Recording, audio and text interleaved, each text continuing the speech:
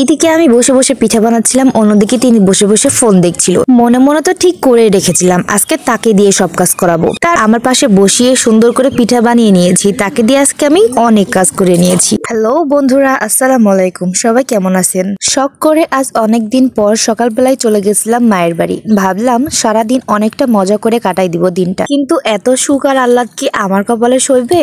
বিকাল 4টা বাজতে না বাজতেই জামাইয়ের ফোন করে ডাকতেছে আর বলতেছে তাড়াতাড়ি আসো, বাসায় আম্মু আজকে পিঠা বানাবে, আর তাই জন্য একা একা তো আর পারবে না, তোমাকে বাসাতে লাগবেই। তারপর আর কি আগে পেছে কোনো দিক না তাকিয়ে চলে আসলাম আবার বাড়িতে। তারপরে এসে শুরু করে দিলাম আটা সানাসানি, তারপরে আটা বেলাবেলি, আর তারপরে এই তো পিঠা বানানোর কাজ কাম। এইদিকে আমি বসে বসে পিঠা বানাচ্ছিলাম, অন্যদিকে তিনি বসে বসে ফোন দেখছিল। মনে মনে তো ঠিক করে রেখেছিলাম আজকে তাকে দিয়ে সব কাজ করাবো। তারপর আর কি যা বলি তাই করি, তাকে আমার কাছে নিয়ে এসে আমার পাশে বসিয়ে সুন্দর করে পিঠা বানিয়ে নিয়েছি। তাকে দিয়ে আজকে আমি অনেক কাজ করে নিয়েছি।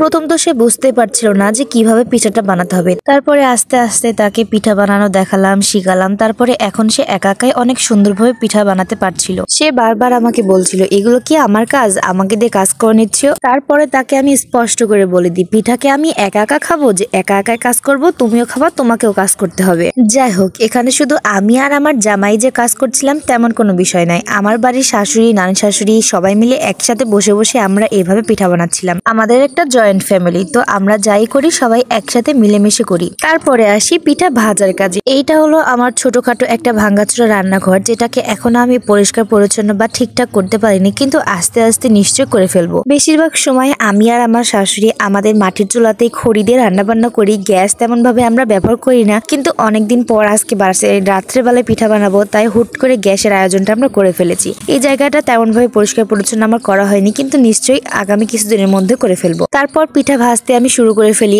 আজকে কিন্তু আবারও আমি ভাজা পিঠা বানাচ্ছি, আলু ভাজি দিয়ে, ডাল পুরি দিয়ে, এগুলো দিয়ে আজকে আমি আবারও ভাজা পিঠাই বানাবো। অন্য সব পিঠার মধ্যে ভাপা পিঠা আর এই ভাজা পিঠাটাই আমার অনেক বেশি পছন্দের, তাই তো আমার মাথাতে আর অন্য কোনো পিঠার কথা আসেই না। যখনই পিঠা খেতে ইচ্ছা করে আমি ভাজা পিঠা বা ভাপা পিঠাই করে থাকি। অনেকক্ষণ ধরে দাঁড়িয়ে থেকে এভাবে পিঠা ভাজছিলাম। তারপর একটু পরে সে এসে বলে দাও এবার আমি ভেজে দিই। আজকে আমরা যতগুলো পিঠা বানিয়েছিলাম তার বেশি অর্ধেক পিঠাই সে এভাবে আমাকে ভেজে দিয়েছে।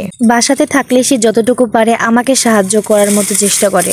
একজন স্ত্রী তার স্বামীর থেকে আর কি চাই, তার কাছ থেকে এরকম সাহায্যই তো আশা করে। আজকে প্রথম সে এভাবে পিঠা ভাজছিল, কিন্তু তারপরও সে অনেক সুন্দর করে পিঠা ভাজতে পারছিল। পিঠার কালারগুলো অনেক সুন্দর লাল লাল করছিল। তারপরে আমাদের পিঠা ভাজা শেষ, তো এখন খাওয়ার পালা। গরম গরম ভাজি পিঠা শীতের দিন রাতে এভাবে খেতে কিন্তু অনেক মজা লাগে। আমি কিন্তু একসাথে অনেকগুলো এভাবে ভাজি পিঠা খেতে পারি। আমাকে ভাজি পিঠা অনেক পছন্দ। আমার মতো আর কে কে আছেন যার এরকম ভাজা পিঠা অনেক পছন্দের, নিশ্চয়ই কমেন্টে জানাবেন। আর এইদিকে ইনি পিঠাগুলো খাচ্ছিল আর আমাকে বলছিল আজকের পিঠাগুলো আমি বানিয়েছি, তাই এই পিঠাগুলো আজকে অনেক স্বাদ হয়েছে। তো আজকে এইখানে শেষ করছি। সবাই খুব ভালো থাকবেন আর আমাদের জন্য দোয়া করবেন, আর আমার ভিডিওতে লাইক কমেন্ট শেয়ার করবেন। আল্লাহ হাফেজ।